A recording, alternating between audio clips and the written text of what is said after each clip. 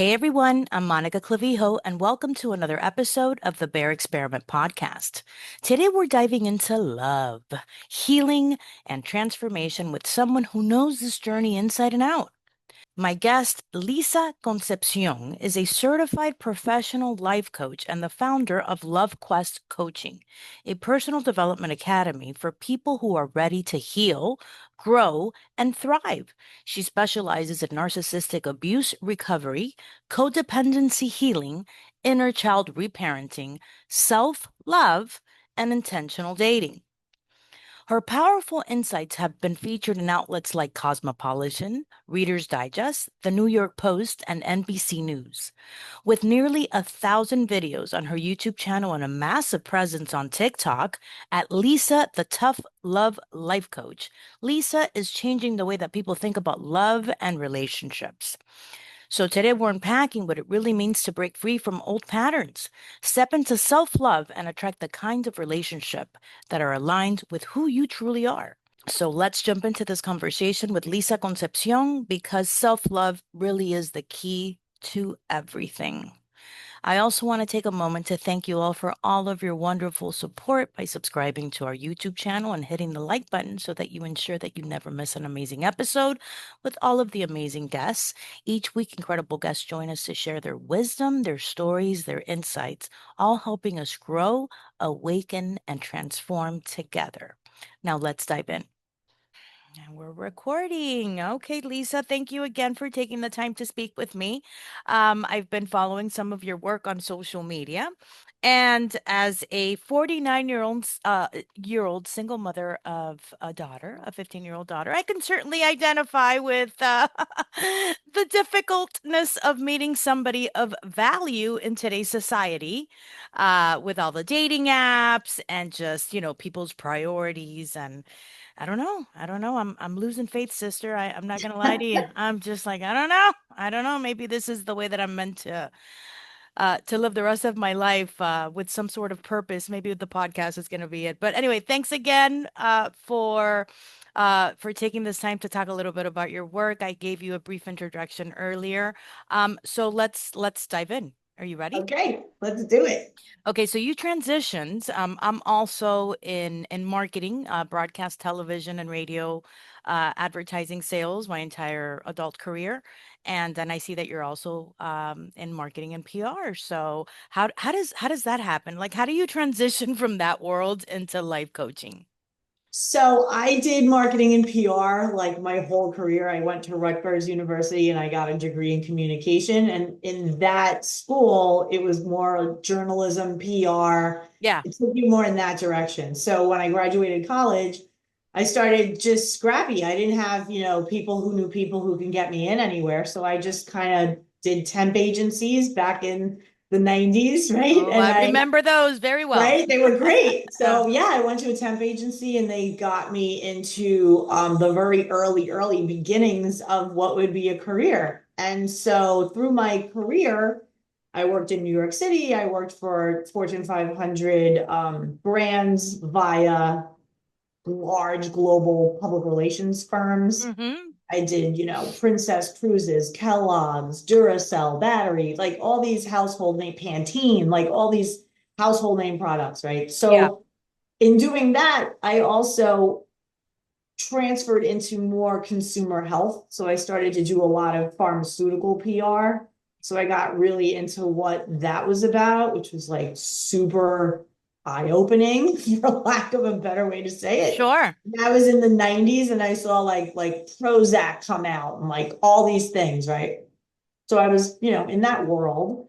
And then I moved in 2010, I moved to Miami Beach. And like my personal life was really pulling me away from that New York metro area, masculine, go get it, go Yeah. kind Always of. on, right?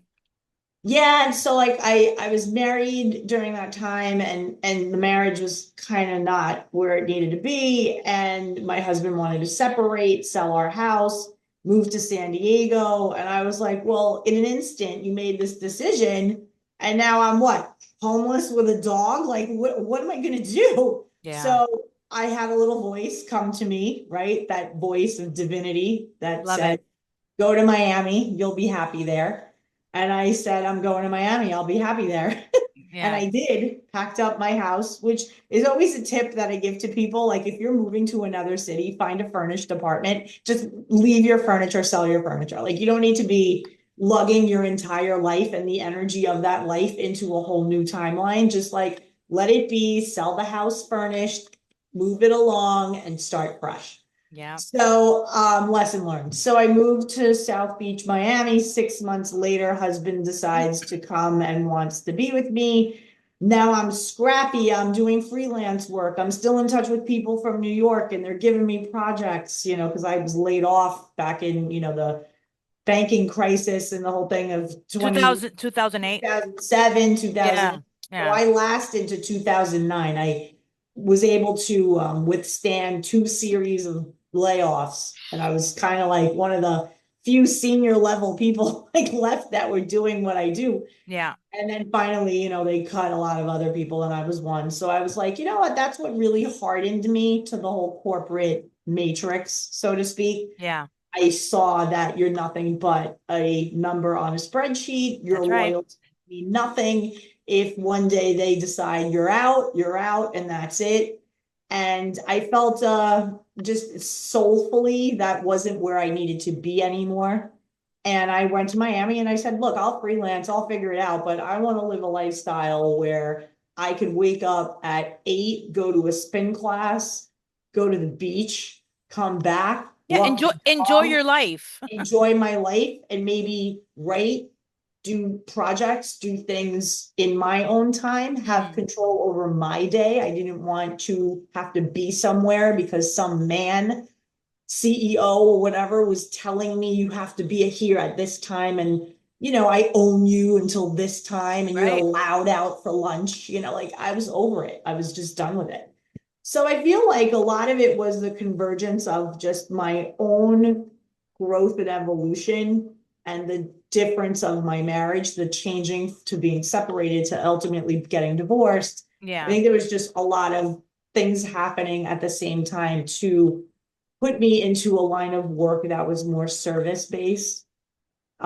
Granted, I still do marketing, I still do PR, I still book for myself, for my brand, Mm-hmm.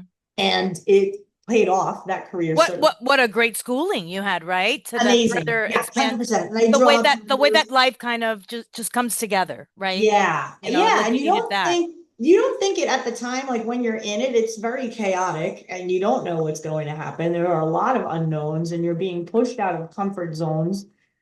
But when you're out of it and in a new timeline and you look back at that other timeline, like Yes, you I love smile that. at that girl. Like I look at that girl, I'm like, damn, like you were brave, Heck like yeah. took a lot of risks. Heck yeah. So let me ask you, how old were you when this transition began with your divorce and moving Oh, to okay. So I got Miami Beach? divorced in 2015, but we were separated for 4.5 years Okay. prior. So it was this very relationship limbo where he lived where he lived, I lived where I lived. It was 3 blocks away. We would still go to the movies. We would still go food shopping together. He'd come over and do laundry and we'd cook together. It was like we were behaving as married people, but living separately.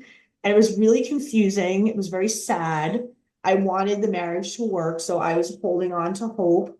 And Understandable. we couldn't figure it out. It was very unfortunate, really Hmm. sad.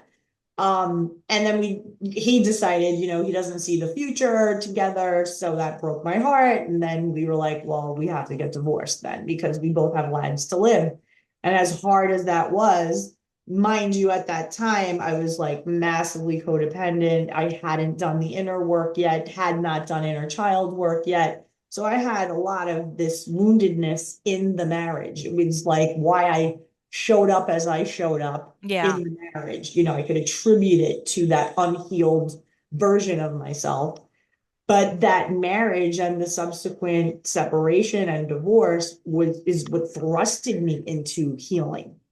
So it was like I look at it almost, and I'm still like dear friends with the ex-husband. We don't have children together, but we still like maintain interest in one another's lives, right? Well, Like we had there was genuine love there, there right? was genuine love there. I mean, Yeah. we look at each other like family. And we always want good for each other, right? So I mean, knew each other since we were 20 and divorced, we were like 44. That's 24 years of very formative years in your Mm-hmm. life of growing with a person. So anyhow, yeah, I mean, that was really the transition. And like I was sharing my post-divorce, working through codependency, working through inner child work, like all the things that I was doing. And then I would share it on social media. But then I also wanted to restructure my life because I was living in South Beach and I wanted to start to hold myself really accountable publicly so that I can stick to the inner work Mm-hmm. and not be like, woohoo, party girl again. Like, no, like I had a curfew. I put a self-imposed curfew, like 10 p.m. during the week, which on South Beach, you may as well never have a social life. On the weekends, it was I midnight. am familiar. Oh, okay. So you know it, right? So weekends was midnight. So my whole social life changed. I started meeting different friends. I started rolling in different circles. And it just was fascinating because I just really started to transform my life. And at that time, professionally, I was working with a friend of mine who had an agency in New York, who had one in Miami. She knew of me, she knew of my content, whatever. And she was like, girl, I need your help. Like, you're an amazing writer and a great marketer. Like, come work with me. So I did that. And that was when I said, you know what? People are reaching out to me online because of what I'm posting about my own journey. And they're asking to do calls with me.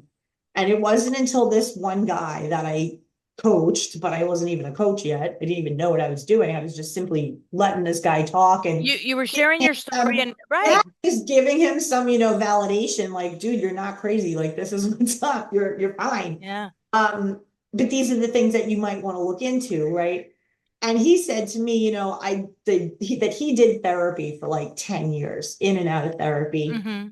And he said, you just helped me in 90 minutes take everything I learned in therapy and put it into action that like now I know what to do with all of this. I know Yeah. what to do moving forward. And he said, you're like onto something. Like this is a business. Because he was a businessman. He was like always thinking that. Right. So he said, well, that said, I want to pay you for this. Like, you shouldn't be doing this for free. You're giving your time. It is a business. I believe it is. And I said, really? And I go, well, how would you pay me? And he goes, do you have PayPal? I said, no. He goes, well, let's set you up on PayPal. Let's get it sorted. And I'm like, I'm so not techie. I have no idea how to do it. So he did. He like walked me through it. And I did it. And then little by little after that, more and more people started being like, hey, can I work with you? Whatever. And then I said, all right, like this is a big responsibility, right? Like this isn't just me chatting with friends giving advice. This is more deep. And so I feel Yes. like I need to look into this more and really learn how to hold space for people in a professional The way. psychology behind wounded souls. And I was learning a lot of that stuff from my own inner work, right? So I was just really like, wow, if I can do this for me, I can share it with other people and teach Yeah. them how to do it too. And that's really what it started as. And then eventually I was able to have enough momentum in my business where I could shift from I'm a marketer who also does coaching Right. to I'm a life coach. I'm a life coach. This is who I am. Yeah. I Yes. love that. It's Like it 2019 it was when I full on started coaching full time. and that's usually the way that happens, right? Yeah. Sometimes like when you finally find that purpose, that fulfillment that you've always been kind of seeking. But right, we're young, we're inexperienced, we're still figuring ourselves out. And then it's like these like slaps in the face that life just loves to send us. And it's Yeah. usually around that time, just talking to different people on the podcast. It's that that's why I asked you, how old were you? It's that 40, mid 40 year old Oh year yeah. mark where It it's was like, on the money, 44, the year 44, 45. That was yes, like same here, the girl. big, Same here. the Same big here. awakening. That's when it happens. That's when you start questioning everything, right? Mhm. Like, what am I doing with my life? Why am I working for these people that are going to fill this position by the end of the day if I die tomorrow in a car accident? Right. It Right. Yeah. there Or has even if, yeah, like it was just very evident to me that the path that I had chosen was a hustle. There was no hmm soul there. yeah. right? Yeah. And I just craved more for Well, myself. that's what we've been taught, that it's Right. the proper life path to take from the Right. moment that we start Oh understanding. yeah, it's get a good job, get good Yeah, go to benefits, college, get a when job. Right. you're that track, that matrix track. But then when you are in it and you're feeling this deep sense of just lack of fulfillment, and you're in the grind of this commute every No, day, and that's it's where just the soul depression, sucking. right? The depression sets in. Yeah, I You know, never had that, but I did have anger. I was very masculine, very get out of my way.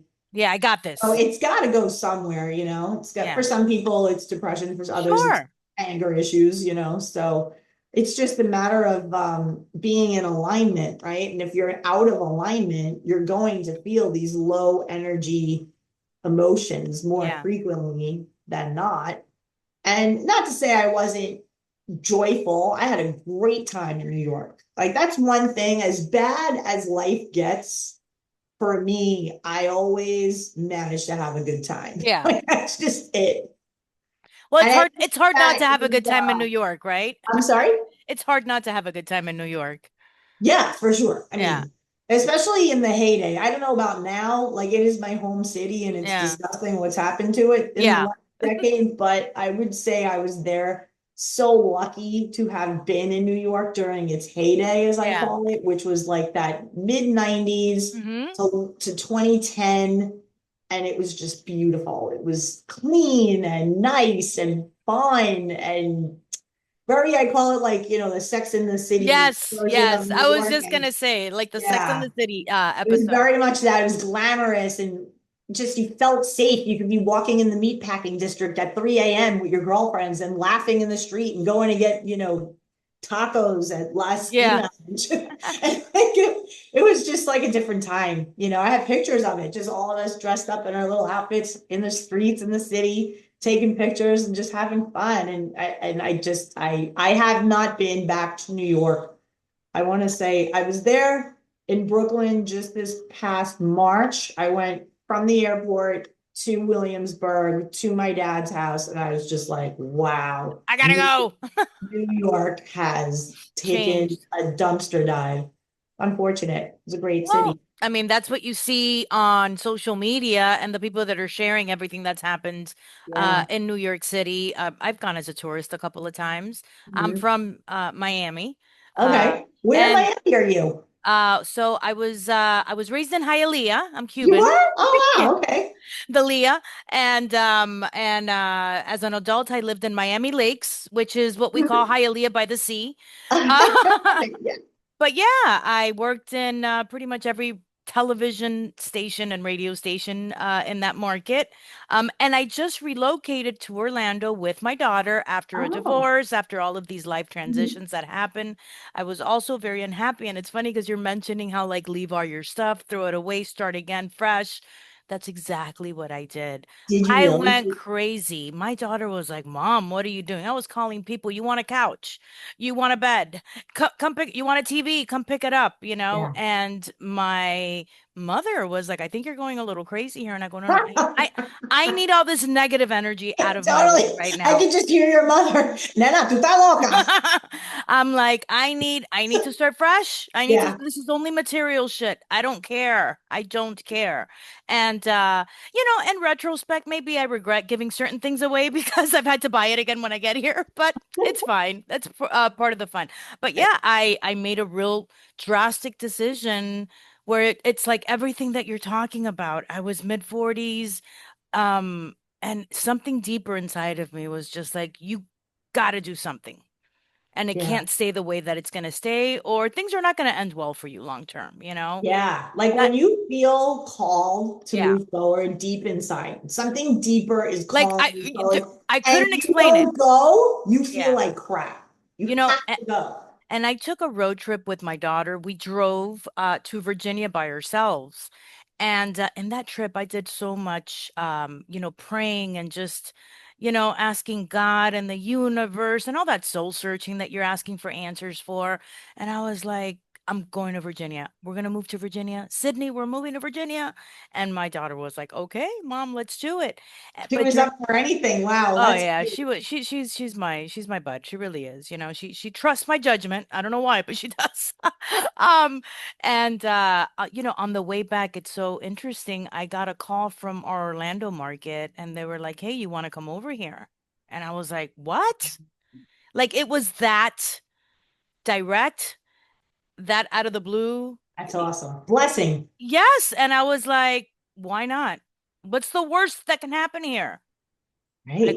I go I find another job. Like, you know, Yeah. It's I'm not gonna still die. Florida, right? So Yeah. still I was Florida. right. And that was my thing too. I was like, you know what? I'm close enough to my mother in Dade County where I can still kind of go over there. She's older if something happens, right? Like we're always thinking that way as Mhm. you know, with elder parents. But yeah, it's just like I just started listening to the signs and kind of like let go of fear a little bit. Um and so far so good. You know, I'm still learning Good. as I go, but I'm trying to be like today, right? With our phone call. Right. I was just like, you know what? It's gonna happen. And if it wasn't It's meant to gonna happen happen. at Here noon, we well, are. I was like, she's gonna come on when she's gonna come on. And then you called me and I had taken my makeup off and I was like, shit, let me put some makeup on You again. put it back, it looks great. 2 seconds. It takes me 2 seconds. I just put a little blush and lipstick, but yeah, just listening to the signs and the synchronicity. So uh, spirituality from watching your content has played a big role in everything that you're doing right now, where you're helping others with life Mhm. coaching and love. um can you talk to us a little bit about the law of attraction and how we Yeah. can implement that today, right now, so that we can start changing that mechanism that we have in our brain. Because once we change this, everything else kind of follows, right? It all starts Mhm. with our thoughts. But that's really difficult to do when you're in a place of depression or where you have that, you know, that lack mentality or you're broke, you know, like right? You just got a divorce, you can't find love, I'm by Mhm. myself, right? So, Yeah. how do we get into kind of like that law of attraction? Like everything is going to happen for me in divine timing, and I just have to keep faith and stay positive. Like, how do we do that? So I love this conversation because it really is true empowerment because we moment to moment get to choose what we're putting our energy and attention on. And we're all human. So if you're sad about something or unsure about something, you have that lack, that uncertainty, you're just kind of in this vibe of like, what's gonna happen? You can shift to, I don't know what's gonna happen, but here's what I would like to have happen. And so when you start shifting from the what is to Yeah. what I prefer starts to make manifest. So it's okay. I know there are a lot of manifestation teachers out there and like Yes. really like, into the thing of you have to just do affirmations. And I don't believe in any of that crap because I think it's energetic. So in addition to life coach, like my official title is certified professional life coach, energy leadership master practitioner. It's just a fancy way of saying I read vibe and I can help people manipulate energy Okay. just by their thoughts, their emotions, and then the actions that follow suit. Mm-hmm. Right. So you don't have to know how anything is going to happen. This is where people get tripped up. They get worried about how is it going to happen? How am I going to meet my man? Right. How am I going to That's find my house? How am I going to get this money? Instead of just saying, I release the how and I just allow. That's the yes. mantra. I got into the mantra. Yes. Yes. Let go of This the how, just this allow. yeah, Don't worry about the how, just allow. That's it. this There's is what one I thing that yeah. you can write on a post-it note and stick it to your mirror when you brush your teeth. Don't worry about the how, just allow. If you Right. have a desire, know that the thing that put the desire on your mind and in your heart is the same thing that will bring it to you Yes. when you believe you're worthy of it. Yes. I love that. Yes. Right? So Yes. it's a lot of it is belief in yourself. There's a thing that I want. That means it exists for me. Right. Right. So one of the things that I started in my own healing journey to kind of geek out to because I had a curfew and I couldn't go out my friends was quantum physics. So Okay. I started to look at thought matter and how like thoughts become things. And I got really deep into Neville Goddard and deep into 369 theory and Nikola Tesla, Yeah. all the things. And I Yeah. really started to experiment and reflect on times. And this is a great hack. Reflect on times where you were unconscious about your manifestations, good or bad, and do a little inventory of, wow, like, remember when I found 20 bucks in my car and I needed $20 of gas, like Ah, gotcha. in that Gotcha. moment? Okay.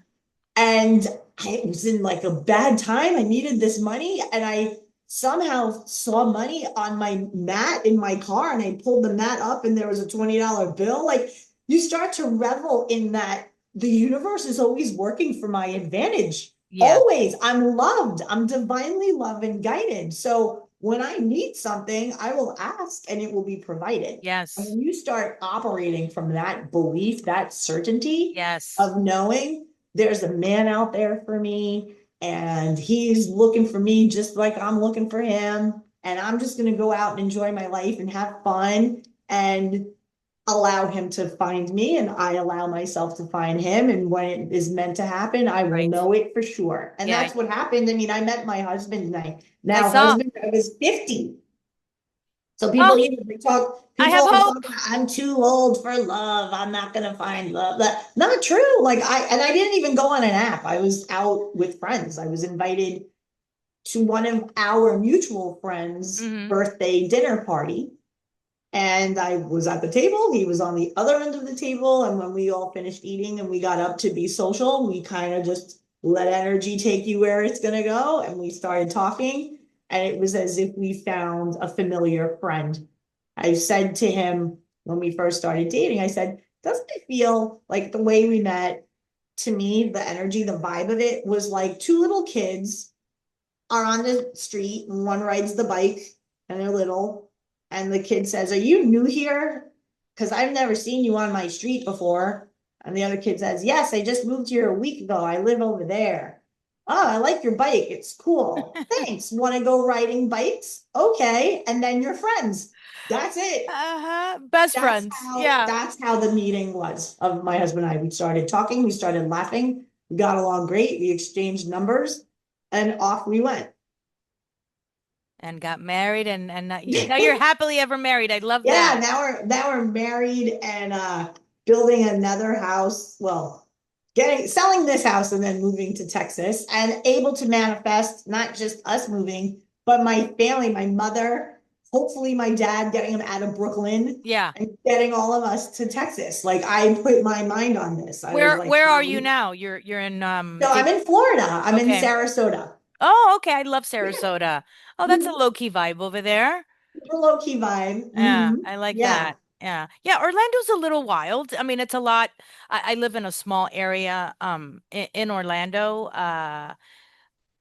But yeah, if you drive right 15 minutes away, you got all the theme parks and everything. So it's becoming a little bit more like Miami, but the locals here, a lot of Puerto Ricans, Hmm. just nicer people. Just Yeah, nicer good people than in food. Miami. Yeah. Yeah, the Good food is food. delicious. Good, like legit Puerto Rican food in Orlando. Yeah. Speaking of Puerto Rican, so there's this lady that I have been following her content, and she's also a love coach, and she's Puerto Rican. She's What's her name? I have to write down I her name. I have to look for her, and I'll share it Oh with my you. God, I don't. totally share with me. I She's love it. she's funny as shit, right? So she's like, cuando tú estás pidiéndole a Dios por tu esposo, tú tienes que decirle, cuando tú rezas para ti, para tu familia, tú dices, Dios mío, por favor, cuida a mi esposo, que esté trabajando mucho para que tenga bastante dinero y que haga ejercicio para que luzca bien siempre, para que cuando nos encontremos, sea el perfecto hombre para mí. Oh, And I I'm love and I'm it. like, yes, that's how you should be thinking She's about it. praying. She's praying for her husband before he even He's arrived. even there and she wants him to be doing good and she's sending him positive energy and she's never even met him yet, I right? love it. Oh, But then I have to find her for she's sure cute. She's online. really cute. I'm trying to get her to talk to me on the podcast. I think she is in Puerto Rico. But yeah, she's funny as shit.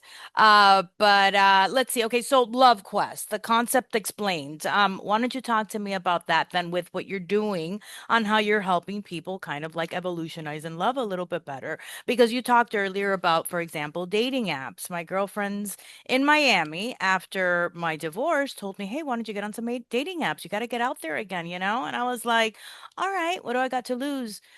Girl, I could write a book with the characters that I met on there. That they're asking me for money. Did they send you dick pics? Oh, all the time. All the time. All the They're time. And so I'm like, dirty. I should not be seeing a dick this size. You know, don't do it. This is So not do you know what? I gratifying have for a you. funny story about dick pics. Oh my God, I have a hilarious story. Okay, so there was this woman that I was coaching, and she told me she hired me because she's like, clearly something is in my energy because the type of men I'm attracting, like something's up. So I I saw a believe video that. of she saw a video of mine about getting into feminine energy and start attracting masculine men who are well-mannered, gentlemanly, doting, caring, good, classy men, like the kind of men that would never send a dick pic ever, right? So she's like, you said that video, and that's what made me reach out to you. So she tells me the story about the dick pics. I can't even tell you how hard I was laughing. She said what she started to do, she would get the dick pic and then she would screenshot it and then she would do art about it. Like she'd give it a cape and a mustache and a Oh, I love that. or she'd put it like on the top of the Empire State Building. Like she's taking the picture of, she goes, I felt it was the most empowering way to So, like take my power because it's a violation. So she said, no, I'm going to take his picture and I'm going to make it like a rocket ship. Like one, she did like full on NASA. She had like the takeoff, like it was a rocket. I oh, couldn't stop laughing with this woman. So subsequently, we coached, hilarious lady, great, smart lady. I think we coached for like 90 days, cleared up a lot of stuff about masculine energy and why she was kind of letting an inner 18-year-old run the show when it came to men. So yeah. she would show up as the good time girl, the party girl, the fun girl. Totally can identify with that, right? Wanted a lot of validation, was always the good girl, the cheerleader type, that whole thing, right? So totally could relate to her. But when I taught her how to connect with that little 18-year-old girl and give her the things that she's seeking in men, and that she only comes to you for those things. Mm-hmm. And that showed up as telling yourself that you're beautiful every day, talking to yourself with love and kindness and compassion, spending time with her, doing fun things that she wants to do, right? Asking your 18-year-old self, what do you want to do this weekend? Like, I want to go to the beach. All right, I guess we're going to the beach. Instead of being Right. like, no, we have 56 errands to go to. I have to go to my parents' house. I have to do it's carving out that time to really connect with what you need to feel good. Yeah. So we did a lot of that work. So to bring it to your question about Love Quest, like how did that even happen?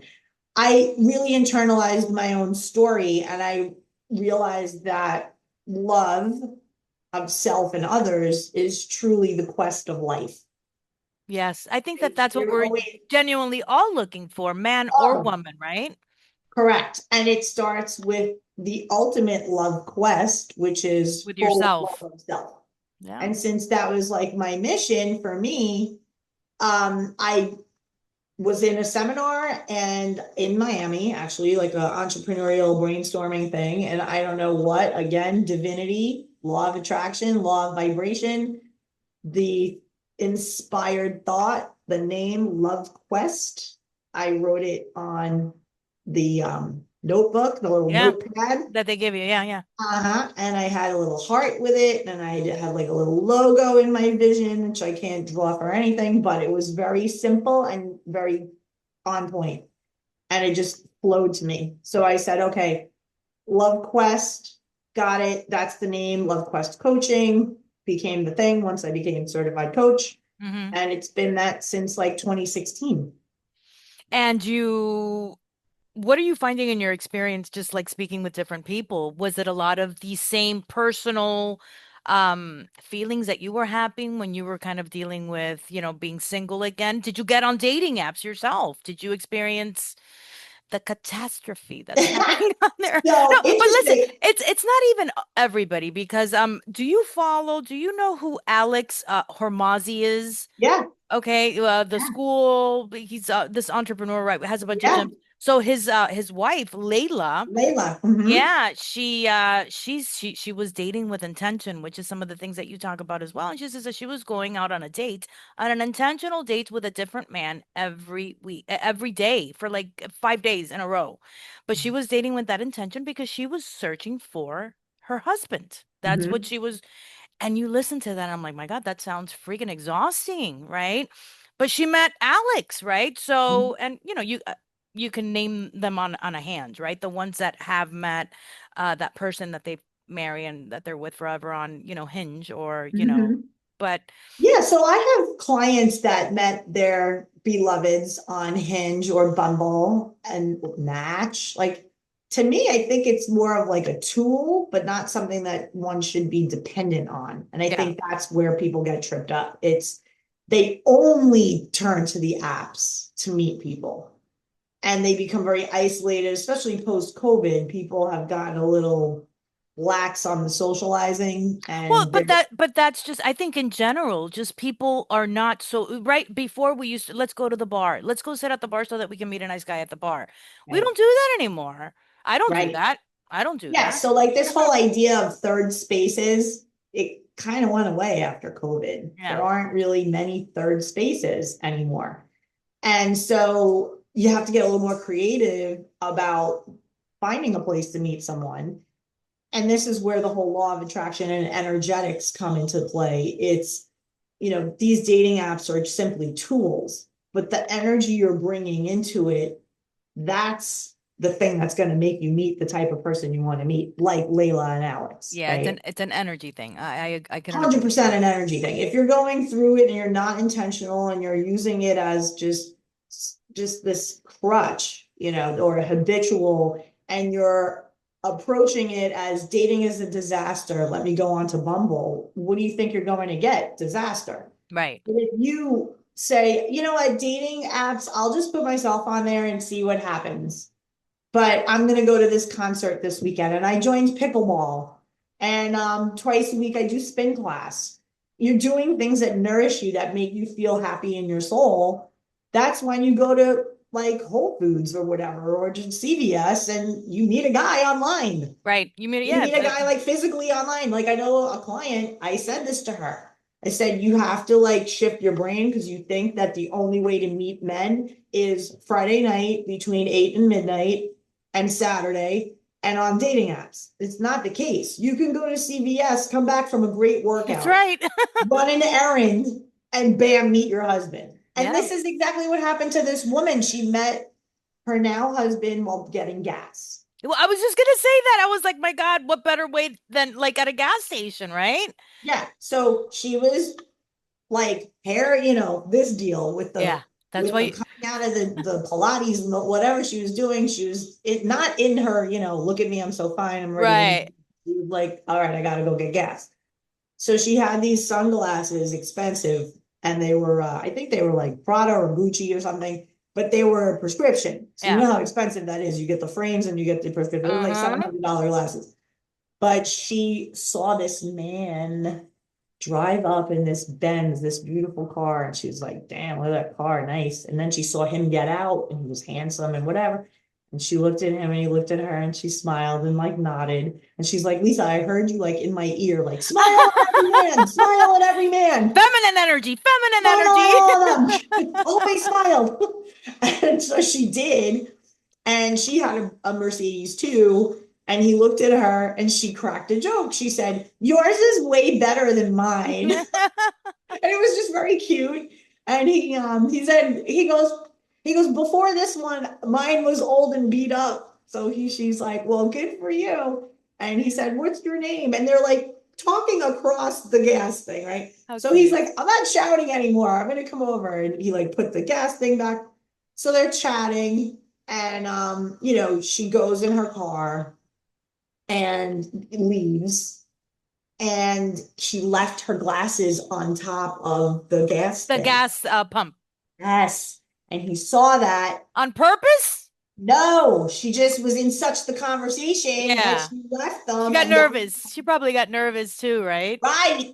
So wouldn't you know, he grabs her glasses, he gets in his car, he goes after her, he finds her at the light, and he's like, look down your window, he holds them up. I found these. She's like, oh my God. So they pull in, he exchanges them. She's like, let me get your number because you saved like these glasses are like $700. She's Yeah. like, I owe you big time. Can I take you for a drink? And he said, that would be great. And he goes, here's my number, whatever. They met, they talked, they had a great conversation. He asked her, would you like a bite? Getting kind of later. Do you want to eat something? Then they left one venue. They went to another place, had dinner. He paid. She started in a feminine, and she's like, I heard you in my head. Like, take initiative, but be feminine. So, Yeah, show in a interest, way, right? Because yeah, that's another thing that they teach us, right? Or they try to tell us, "Oh, you can't chase, right? You got to kind of like let the guy do everything." No, you have to show some kind of interest or the guy's right. not going to Yeah. So continue to there's pursue. chasing. And again, this is all energy, right? So there's chasing energy and then there's energy of interest. So energy of interest is very different from chasing. Yeah, Chasing has an energy of desperation. right. Energy of interest is, all right, I'll break it down like an analogy about shopping because women can really get this analogy. Okay, So shoot. imagine you're shopping for shoes to wear with a specific dress for an event like a wedding. Mm-hmm. And one time you do it in advance, right? Like you have weeks and weeks before this wedding. Mm-hmm. You are not in a desperation energy. You're in an energy of I have time. Correct. Okay, so you go to the store and you say, I'm gonna look around and see if I find something for that wedding I'm going to in like 2 months. I have a wedding. Let's see. I'm wearing this dress, this gown. It'd be nice to find new shoes for it. And you're walking around and you're like doing the thing. You smell something good and you're like, "Ooh, I'm gonna spray myself with this new perfume." God, and this and that. And what happens? You see the perfect shoes I love and they're those. 50% off and Yeah. they come in your size and you put them on Cinderella slipper and you're like, these are perfect. I could dance all night in these shoes and they're 50% off. Let's go. You're showing interest, Mm-hmm. right? Hi, can I see these in a size 7, please? Maybe they fit, maybe they don't. You're not connected and desperate for the outcome Right. versus the other situation You're at where the last minute. oh my God, I have to find shoes. I have to leave for this wedding on Sunday. It's Thursday. I haven't had time. Oh my God. Oh my God. I have to go. What happens? Maybe you'll find a pair, but they're going to be uncomfortable. You're going to wear them once. They're going to give you blisters. It's going to suck. That's right. That's exactly the desperation energy from the interest energy. And Understood. That is a good analogy. I that's like it. that. And then pick up on which one you're in. So if you're a very like, hey, if I meet a guy, great. I'm just going for the fun of the event. Right. Kind of like when I I'm met gonna my go husband. and enjoy the experience that I'm gonna Yeah, have like with when this I met person. my husband the night of our meeting, I didn't go there thinking, tonight I meet my husband. This is my man. This is it. I leave here with my husband. No, I went with oh my God, I bought my girlfriend the coolest thing. I made her a gift bag with Vive Clicquot and some makeup, and she's gonna love it. And then, oh, look in the menu. They have linguine white clam sauce. I'm gonna eat that. Oh, it's gonna be delicious. And then I'm gonna catch up with all these new people. This is gonna be so fun. That was it. Never a thought of I'm gonna meet my husband. Nothing. I didn't even that. I was like, No, I'm no, looking forward to meeting new people and celebrating my friend. no That's it. expectations. No No. Oh, expectations. and one other thing was I got to wear a dress that I hadn't worn in a while, and I was excited for that. And you looked To get into fantastic, I'm the sure. energy of good time, excitement, no connect. Look, am I open to meeting my man? Of course I was, but it wasn't the purpose. It wasn't an attachment to it. I was detached from the outcome of it, and it like slid right in. It manifested. Do you But did follow? I show him interest? Of course I showed him interest, right? I had to like make it known that I was like, complimentary and, Right. Give him you the know, I little asked him, I'm like, so smile. Yeah. tell me, how is all of this single? Oh, you made that man's day with that comment. And he was like, "Oh, please stop." I go, "No, no, no, I'm serious. Like, is there someone in your life that if they walked in right now and saw us talking like this, that they would be upset?" Right. And Right. Right. he said, "No, I'm super single." And I'm like, "Oh, okay, good." And that was enough to him to know, like, okay, this girl's into me. Yeah. Do you follow the teachings of Bashar? Some, yeah, I've seen his content. Yeah. Yeah, it's super interesting because that's exactly what he talks about. It's just, following your excitement till it's not exciting anymore, being in the present moment, enjoying that moment with absolutely no attachment Right. whatsoever. That's the If key. it's a negative experience, that's exactly what it was meant to be because it's teaching you that this is not a direction that you want to continue to walk in. So it's going Right. to move you into a whole different energy, right? And different Yeah. direction for you to know now what is making you happy and the direction that Yeah, you want to continue so going. it's great that you bring that up because it reminds me of something that I see a lot of people, especially now, because of the way the dating marketplace is structured, they put a lot of energy and pressure Yeah. on a date working out. So instead of coming at it as I'm just gonna like check out this new restaurant with this dude and see if like we click, but in the end, I'm still eating this amazing thing, Yeah.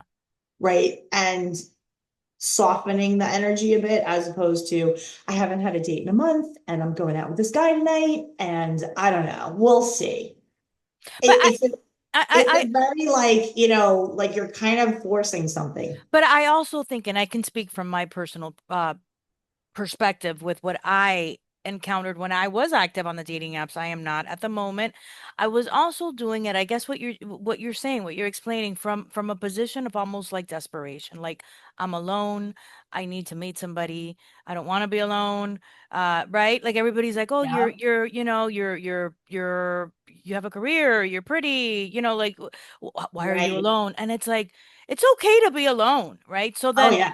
I had to do a lot of inner work, which I'm still doing it, right? Course. But Well, it I, becomes a lifestyle. It's yeah, not like you just do inner work and then you bump up a little in your life and then you're like back to doing the same, screwy things again. exactly. It becomes a new version of And you, right, and you and have to water that plant. You got to keep that's what learning. I've noticed. Like I could be right now where I'm thriving, I'm feeling better, I'm happier, and then all of a sudden I start spiraling into that little loop that of things that maybe I shouldn't be doing, right? And but I'm catching myself now this time around, and I'm Good. like, And here's the no, thing for you with that. That loop is another version of you that you get to hang out with and ask her, "Hey, my love, I love you so much. What's up with you?"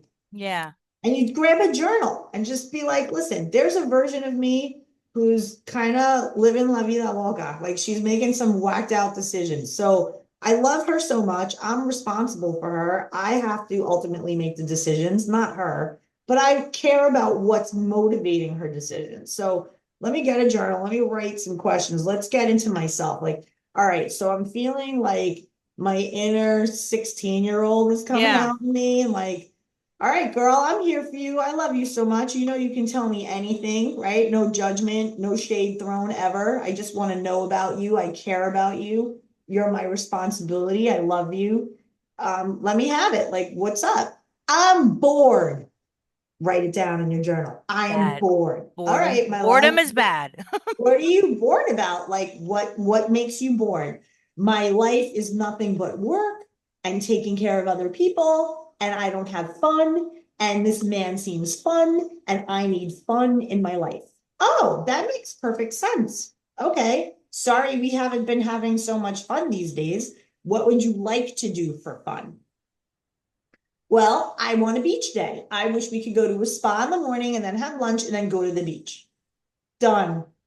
You go online, you make your appointment, you do your thing. It's you telling you what you truly need. Yeah. When you satisfy that and you take care of yourself on that level, this is when the universe starts operating in your favor. You end up going to your spa, you go to the beach, you go to get some food, and while you're eating your salad, some dude rolls up on you and he says, "Hi, I'm new here. Like, do you know how to get to this section or Yeah. whatever?" And you're like, hello? I love that so much, Lisa, because it's so true. And sometimes there's so much shame that we can carry because we're listening to that 16-year-old crazy ass self of ours, Yeah. that loves to party and have a good time. But we're in a different phase of our life now, right? Now, Yeah. we need to be better composed, right? We're professionals here. Right, but Um, instead of throwing shade on her and being like, right. what are you doing? You're why like throwing shade, Yeah. judging. Come at her with compassion. Yes, and Right? that's Asking it. yourself, what version of me is trying to run the show right now? Yeah, I Who like is that. this? And when they reveal themselves, my love, what do you need? What are you truly looking for? Yeah, yeah. Well, Right? you're And they'll bored. tell you. They'll tell Yeah. you exactly what it is. And then you give them that. You give them, okay, she's bored, but what she's trying to cope with is men. Journal. I'm bored, therefore let me find some dipshit to take me out. Yeah, As sometimes. opposed to, you're bored, so let's create something in my life that's fun, that we really want, that Right. we really will bring us joy. Yeah. And in that, you meet people. And it's also right, like we go back to that inner child of ours because essentially every person that we're meeting is a reflection of the energy that we're sitting in at the moment, right? Right. So if you're meeting a dipshit every other week, hey baby, it's you. You're the problem, right? Like, Right. And a lot of it is that you have your shit going on. I mean, I coach women and men, and they're people who are good people that with careers, with responsibility, like they live well. It's just when it comes to romance, they think that they can use the same strategies as they do with work. So, for example, you have a goal with work, you write down, these are the steps to get that goal accomplished. I'm going to call these 10 people. I'm going to have these people do this and this and this. It's a very doing. If I do these 5 things, this is the result I this is get. my And so outcome. successful people are very used to that disciplined doing energy, right? Which is great because there's a time for action and everything.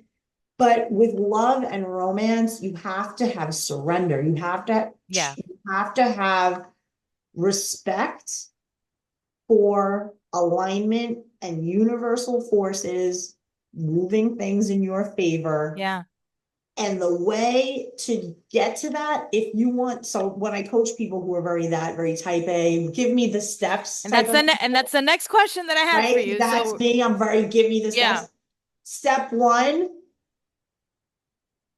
get yourself in a place of joy as often as possible. Right. Right. If you get joy from going for a run, Whatever it is. Yeah. do it every day. Yeah. If you get joy from, helping people get organized and that's your jam, you're like, I have this thing, I helped my sister get organized, we got rid of stuff, I help her, I like everything in place. If that speaks to your soul, then do it. Cleaning And the then they say, house, oh, right? how do I meet a man organizing my sister's closet? And I'm like, because you're not doing it for that. You're organizing her closet for the feeling it The gives you. fulfillment that you're getting And from it. then when you leave your sister's and you're like, ooh, I could go for a smoothie. And you go to the smoothie place, maybe you meet your man That's there. right. Or maybe somebody knows somebody who wants their closet organized.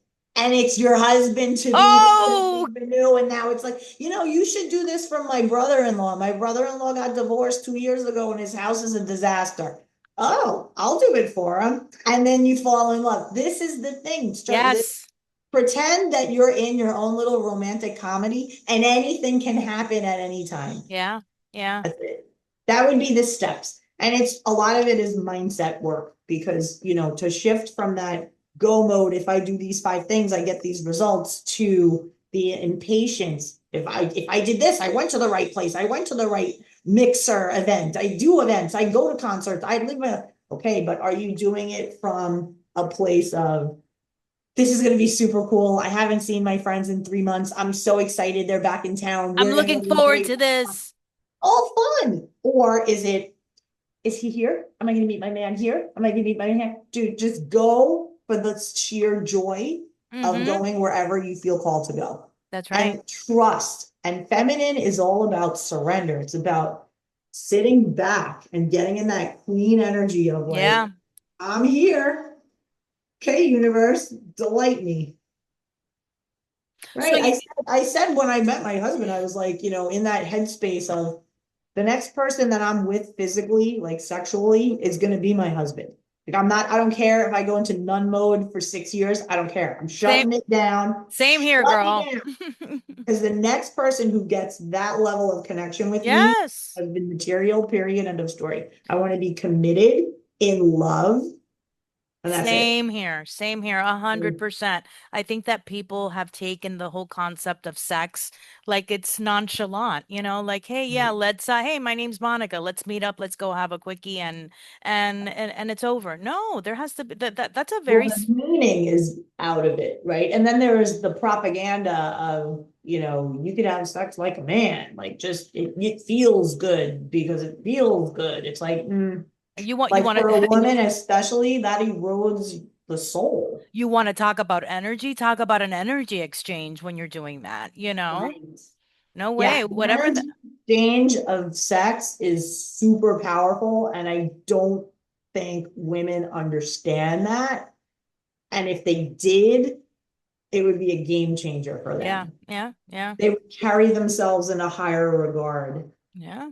They would put a little more emphasis on what that energy exchange means for them. I agree. I So it's agree. kind of like this inverted empowerment where promiscuity is supposed to be so powerful when it really is not. I believe that, truly valuing yourself and saving yourself for that right person, like you're saying, the next person that I open myself up to have this energy exchange with is somebody that I would like to be courting me for marriage or for a long-term relationship, right? Not for a weekend gang, hey, let's hook up this weekend and Yeah. I'm And they'll I'm throw you the propaganda of like, well, what if you don't do anything and it's 3 months and then you have sex and it's horrible? that's And fine. it's like, girl, there's lots of stuff you can do in between that. Yeah. It's not saying just, hold hands. I'm Right. saying you can Yeah. have, I mean, husband and I had a hot and heavy courtship, Yeah. but it was very reminiscent Uh, of that raw, just carnal desire for someone. you're building it And you up to were, the point when you do it, it's gonna be like an yes. explosion that takes place between the two of you because you've been wanting this for so many months already. Right. You've been saving yourselves for that perfect moment to Right. really, And that it's mutual because both of you agree that it's yeah, going to mean something. yeah, And so you're both waiting for that moment of we've arrived here. I'm yeah, in love with you. I want to be with you. And the actions are matching those words right, right. consistently. And then With you're like, okay, I'm ready to receive in this way. And you have trust. And the bigger thing is you have trust that even if it doesn't work out, you'll be okay. Right. That's the key point right there. You have to be okay with it not being okay. And it's like, okay, well, this wasn't the person for me. I'm open to meeting that person later on down the line when the universe is ready to divinely match us together. You've been doing this work for a minute now, and you say that you work with both men and women. Um, who do you find that is coming to you more? Females or males? So it's interesting because it flows. Sometimes I'll have months where it's like, whoa, like my roster's like 5 guys and like 2 women. And then sometimes it's the other way. And then sometimes I'll have a run where there are a lot of couples. So it really depends on my content and who's seeing what. Mm-hmm. But what is interesting is the men who hire me typically are getting over their own issues with woundedness and codependency in that they are people pleasers, fixers, Captain Save-A-Ho, those type of men where they like swoop in and they're like, oh, your daughter needs braces? Sure, here's 5 grand, I'm like, here. right. And they think that that is the way to show a woman that they can be provided for Mm, and they're doing all the right things. But unfortunately, when a man leads with that and doesn't properly vet women, he will attract psychopath gold diggers who take them for a ride. And there's so So many of those out there, there especially in are, and a lot of Miami. Good them, Lord. right, super narcissistic, all Yeah. of these. And so a lot of these men get very thrown from those types of relationships. And then they reach a breaking point, and that's when they find me, and I help them just empower themselves more and remind them of what they've achieved, Hmm. right? And how powerful they are as men. And I guess they like hearing that from a woman. I think they feel appreciated. Do you find that the men that are coming to you are those type A, successful minded type of personalities They where they need? are, they Yeah. they are, and it's amazing because they can be very shrewd with That's what business, I'm saying. Because at that point they recognize, okay, I'm not right? gonna I'm But not gonna make it here on my own. I need some guidance. right, and a lot of those men, they can relate to coaching because they may have had a business coach, or they may That's have what I'm had saying. Because at that point even they for understand how the business works. So they're like, okay, yeah. I need And I they I need to follow hire. these people online, like Right. they're following motivational authors, all these things. But then a lot of them also can relate to coaching because of sports. So they may have played sports when they were a kid, and they're Right. like, yeah, I had a football coach. I get it, right? Those are the men too. And here's an interesting, very interesting thing. The men who are in couples that are in crisis, they reach out to me to fix the marriage. The women, they don't. And I think that is a very interesting thing about women and accountability. Or also it could be that I think that when women are kind of like done, maybe you're in Mhm. the marriage for financial reasons or whatever the case may be, you can't afford to be on your own. But when a woman checks out, she checks out, Mhm. right? And I really do think that when it gets to that red zone, the woman already has been with so much resentment leading up, That's what I'm saying. Like she's already made up right? her mind, right? She's Yeah, the so it man. gets really hard, and I try to tell men, I don't think you were blindsided, because a lot of guys will say, I was totally blindsided, like out of nowhere. Our youngest went to college, and she was just like, I'm done. I'm out. This I'm was what I was out. waiting for. And it's a lot of Gen Xers who are going into that empty nest section of life where Yeah. they are just looking at things that happened 10 years ago that they made like a mental note, like this right here is why I'm leaving you in 8 years when our youngest goes to college, this Yeah. moment right here. That's how And they've already instead planned it of out. getting into the work back then, they just, they get into this dynamic that unravels the whole thing. And I feel like because I was married, I see the pitfalls so obviously. Yeah. Right. Because now you can self-reflect, right, on everything For that happened to sure. you. I everything I see, it's like I aspired to be the coach that I wish I had when I was in my Yes. first marriage, right? Had I met me now in my first marriage, I would Yeah. have probably stayed married. And Right. I would have cleaned up my act. I would have gone into inner child work. I would have really worked on myself and Hmm. really taken that accountability. But not meant to go that way, right? Everybody's spiritual journey, you're ready for what you're ready for when you're ready for it. I wasn't Right. ready for it back then, unfortunately. But now I coach from that perspective of like, whoa, I see how you're talking to each other. I hear what you're saying. Let me give you something to try on. And then would you be willing to do this? And they're like, yeah, sure. And it can be something as simple as taking a road trip. Let's say they met in college. Take a road trip for a weekend and go visit your college campus. Reminisce on the old times again. And go to the places you used to eat, go to the places you used to walk around, have this nostalgia and really respect the journey from those two people from then, and really visit with them Right. and love them, because along the way, life happened. But those two, they're very much in love and they still Yeah. exist inside of you. Oh, it's again, it's the monotony of life, right? The stresses that we face on a daily basis, finances, our careers, our children. Mhm. And there's again, we go back to the codependency traps.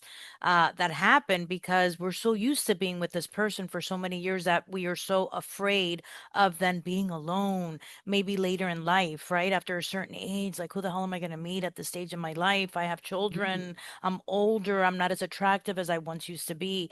So, with that being said, what could be some of the red flags if you're in a relationship, a long-term relationship where they contact you for help that you can, let people know, like, look, the red flags are there. You're just not paying attention to them. What are some of those red flags Yeah, that I are mean, I easy to would scope out? say for sure communication. Like if there's no communication, that's a massive red flag. If Yeah. you're just coexisting and One person in one room, one in the other. oh yeah, Yeah. where there's that isolation, separation, energetically, that's a massive red flag. But Yeah. when you're still bickering and fighting and arguing and There's, going, yeah, there's still there's something going something to on. work with there. There's Mm-hmm. something to work with there, you Mm-hmm. know? Agreed. Um, Agreed. I couldn't agree with for you more. sure. Even if, we argue all the time. Ooh, there's passion there still. Let's check Good. that into something else. So you guys give a shit Yep. about something then, right?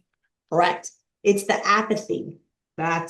He's checked out. When a Yeah. woman says he's checked out, he checked out years ago. And then when you ask him why, typically a man will say, I can't just say what I think. I feel like if I'm transparent, I get criticized and berated. And so I just checked out. Right. That's Like, the sign that the woman was wounded and didn't do the work on her. And so she wanted to control everything. So it takes two, right? It's like she wants him to man up, but when he does, she resists. So he backs off, as opposed to the more traditional way, which is God is centered of the marriage, right? Partner, partner, man, wife, husband, wife. Husband leads, wife yields to the leadership of husband, which, for example, back in the day, the mom would say, wait until your father gets home. right, right. And that meant something, Yes, you were scared. That's right. right? Because the father was, if mom couldn't handle the discipline Mm-hmm. and it got to wait till your father comes home, you were screwed. You knew it. Yeah. Right? So the parenting thing shifted. And now we live in a world of mom's doing everything. She's disciplinarian, she's bad cop, she's making sandwiches, she's doing everything plus working And 40, 50 hours a so week. so she's She's half-assing depleted, everything at that point. right? She's depleted, Mm-hmm. right? So she's been masculine energy. And when I explain that to the man, I'm like, dude, this is why you're getting this version of her. Like, when was the last time you took your kids for ice cream just with dad and let mom have a bath and listen Chill. to a podcast by herself? Right. And don't you think your kids, as a dad, want alone time with their They dad want they without mom around? so important. So important. 100%. Go Yeah. play miniature golf with your teenage kids as a dad and have a blast and let mom do her hair, her nails, let her just be in quiet Right. alone in the house Yeah. without you maniacs asking her for every little thing every 5 minutes. Yeah. Yeah. That's simple ways to help your wife, your significant other, whatever, get connected to her feminine energy again. Don't you think that again, you're so spiritual, believe in God, that a big reason why divorces are so high is because the roles have almost like reversed, Oh yeah, for right? sure. It's inverted. It's inverted. A And hundred God has percent been taken out of of the center everything of marriage, out of everything, really out of everything. out of it. So, what we see happening in marriages and in society overall, it is because of the godlessness that we have allowed society to seep into, to fall into. And you see the marriages that do thrive typically are very God-centered. Yes, a And hundred I'm not percent. saying religious. Right, I'm not right, saying that. I'm not saying, well, what about the couple that they go to church and then they're cheating on each other? No, I'm not talking about those right, people. I'm right. talking about spirituality. It's very different. Very different. Yeah. It's much more 24/7, 365 connection and acknowledgement that there is something greater than you that loves you unconditionally. And that thing, that source is benevolent, wants the best for you, and is kind of like the ATM machine of great ideas, of solutions to problems. Mm-hmm. And when you go to it, you will be guided, Yeah. period, unequivocally. And Agreed. so when you know that, and your husband and you are bickering over money, you're like, bro, let's take this to God. Yeah. Let's do some, like, what do we want? Yeah. Prosperity, You right? recognize that there Prosperity. is a problem at the moment. Okay, let's address this Right. before I Like, continue I don't further. have the solution. You don't have the solution. God Let's has go. the solution. Right. We keep arguing with each other because we're looking for a solution, but we're looking towards each other for it. It's not there, Yeah. right? You're looking for milk in the aisle with the salad dressing. You have to go to where it is. It's God. It has it, right? Yeah. So, right. So you We go need and you're we like, need to bring God back. gotta bring God back and you gotta humble yourself and be like, all right, dude, so here's the deal. We owe this much to the IRS. We owe this. Here's the thing. You, God, would not put us in this situation If we can handle it. if we couldn't handle it. Mm-hmm. But our test is, do you try to do it on your own?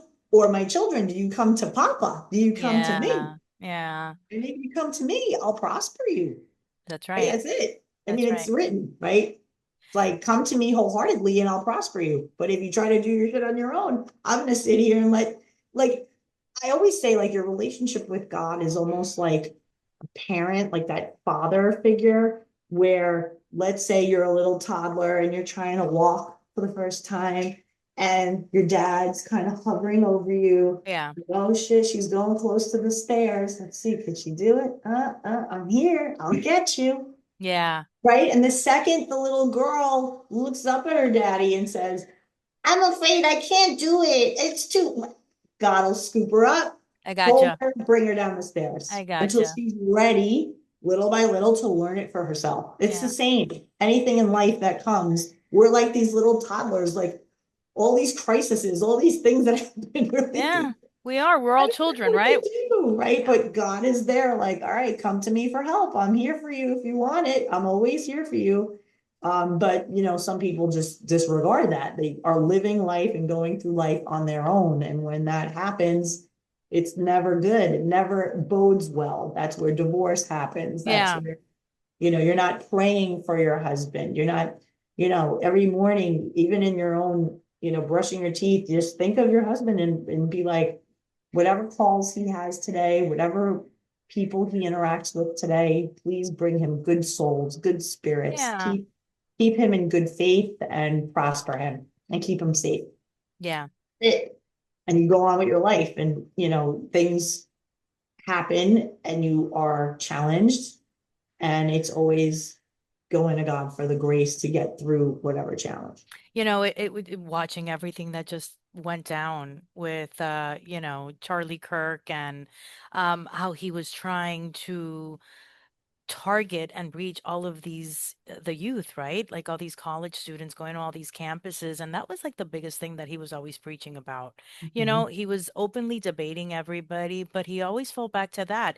It's about putting God first in your marriage. Yeah, And once you really learn how to establish that and keep that faith and putting him first, everything else falls into place, right? Like you're saying, Papa's going to be there to pick you up when you right, fall. But we have to be able to do that. And what society continues to teach us today is that God, no, God, no, that's made up. The Bible's made up. It's all fake. It's all bullshit. We can't talk about this in schools. And the world is upside down, you know? right. So I look at facts right now. Like if you compare the world what it is today than what it was 20 years ago, it's night and day Night and day. you know so I'm gonna go with the part that I remember where Right. it was Common joyful, sense. common Common sense. sense. Women This were is what women, we were like men were before. men. Yeah, mothers Totally. were mothers, fathers were fathers. And you know what? Yeah, people were fighting, people were getting divorced, but not at the rate that we're seeing it today you Well, know now what we're seeing today is people aren't even getting married in the first place. People don't want to have children anymore. Like Right. people, like the whole family dynamic has died you Yeah. know Yeah. I It's very pray. sad and it's very insidious. It's Yeah. demonic. It's all It those really things. is. It really People is. I, are I I pray for my little girl. She's 15, and She's becoming an adult in very ugly times. But Mhm. the 3R method. Let's dive into this a little bit that you talk about reconnection, recovery, and reinvention. I believe that everything in life is about reinvention, right? It's like Madonna would do it back in the day. She was always Right. cool. Not anymore. Now she's like 100 and she wants to be 15. She's I ridiculous. know, But totally. but I love the whole reinvention, a factor that we can do in life, right? Like, what are you unhappy about with yourself? Change it. You're not a tree. I love that saying, Yeah. change it. You're not a Yeah, tree. and that's why like I wanted to create a method that was Hmm. very simple. The 3R method, reconnection, meaning you have to reconnect to yourself and those past versions of you who are going crazy and trying to make crazy decisions in your life. It's like And the little the devil little and the devil, little right? angel. The little girls over there, little boys over there who are kind of trying to run your life, but Yeah. from a wounded place. So you Yeah. reconnect with them, you start to um, you know, recover, right? So it's reconnection, recovery, reinvention. So now you start to recover, you start to be like, okay, I'm connected, but now I'm starting to do the inner work. Now I'm starting to really recover from that codependency, seeing where it came from. Why do I behave the way I behave? And I'm going to recover from that. I'm going to change my behaviors. That's when you start to segue now into reinvention. You're becoming a new identity. You're becoming, I used to be like that. And then I connected to myself. And now I'm this way. Now I'm Yeah. working towards and making different decisions, doing different behaviors. So it is, it's like a flow. First, you have to reconnect with yourself, Yeah. then you recover, then you reinvent. The problem is a lot of people don't want to do the other part, they just want to reinvent. And they find that it's like drinking out of a fire hose. Yeah. It'll be a lot and then it won't stick, it won't last, it's fleeting. But when you go through that process of giving yourself the compassion and the grace and Compassion. and Compassion the for yourself. recognition of, my God, I realized there was an inner 14-year-old in me and she wanted these things. And this is why she shows up the way she shows up in relationships. She's trying to run the show. Yeah. I'm going to soothe her. I'm going to recover her and then reinvent. Yeah. Yeah. Now I can reinvent from adult self, not 14-year-old self. And the common pattern here with everything that you're talking about is acknowledgement. Acknowledging what it Mhm. is that is not making you happy, right? Right. What's making you Yeah. feel shameful, what's making you feel sad. Acknowledging that, addressing it, talking to that Yeah. inner child, going back. Everybody Totally. has problems. There could be some trauma that you have, right? With horrible things that could have happened in your Right. childhood, and that's Right. And you like okay. suppressed and You buried, and suppress and you you buried were it too and young to really work through it. yeah. Right. It was too big of a thing for you to work through it. Or your own family is Right. just like that never happened. Oh, Forget and it, that's a right? lot. There's a lot of that. That's There's a lot of exactly, that. exactly. And then you're holding that in, but Yeah. one day when you least expect it, it's gonna come out. That little devil's For gonna come sure, on your like there's a shoulder. lot of like generational trauma work that I've done through this whole 3R thing, Yeah, method where, people start to talk about things that their parents forbade them from talking about. of course. And now they have, Because it's also a trauma that our parents were holding back or were holding inside of them. And that's part of the acknowledgement. As you get older and all of these things that you're reflecting on, you have to understand and forgive your parents because they were also learning. They were also young parents at one point that didn't know any better, right? They were trying to do the best in most cases, the best that they could with what they were given, you know? Was it the best yeah, outcome for all of us? No, probably not. But in retrospect, they were trying their hardest, as you and I are trying our hardest with, the acknowledgement that and growing up and being young and making all the stupid decisions, right? yeah, and definitely yes to all of that.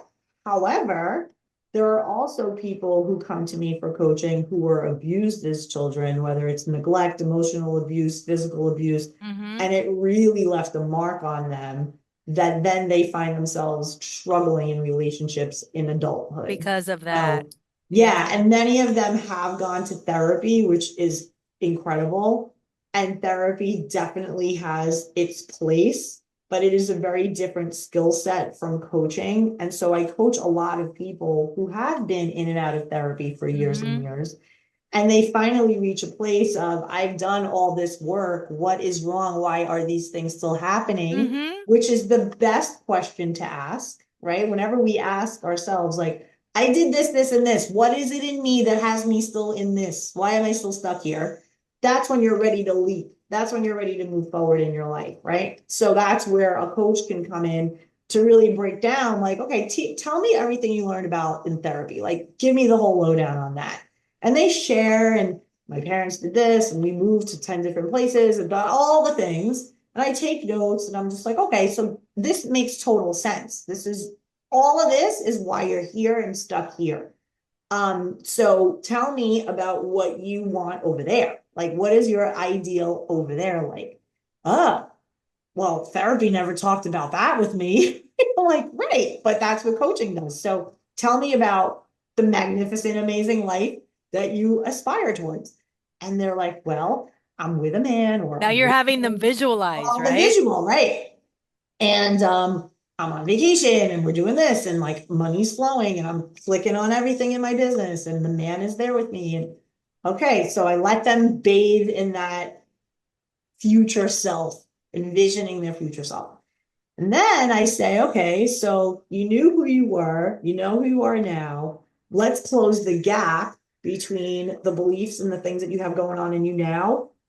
Let's look at what that version of you over there. What does she believe? What Mm-hmm. does she believe she's sitting at a table with a man who adores her? Does she think men are shit? No. So stop saying that. Right. You need to become her. And Well, so I think that's the gap that closes in coaching. When you start to say, listen, if your future self is abundant and thriving in her business, is she throwing shade, talking shit about her clients? right. No. That version is, I love my clients. My clients are amazing. I get referrals every week. Everybody's cool.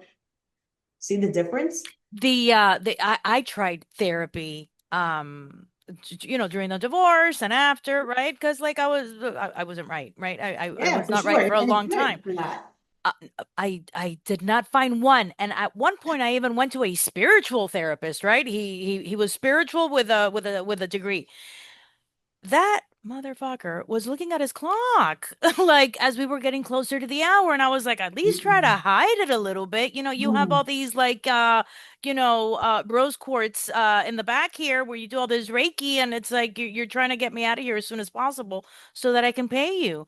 And I had the same experience just going to therapy. And I think this is why a lot of you love coaches, life coaches are coming in, because you're coming in from a personal perspective and also from a perspective of passion where you're genuinely wanting to help other people. And it's not just Yeah, about collecting a also, paycheck. right. And to that point, I always like looking at business models, because when you look at a business model and how people get paid, it really informs their agenda, Mm-hmm. right? So when you look at the business model of a therapist versus a life I'll coach, give you an hour.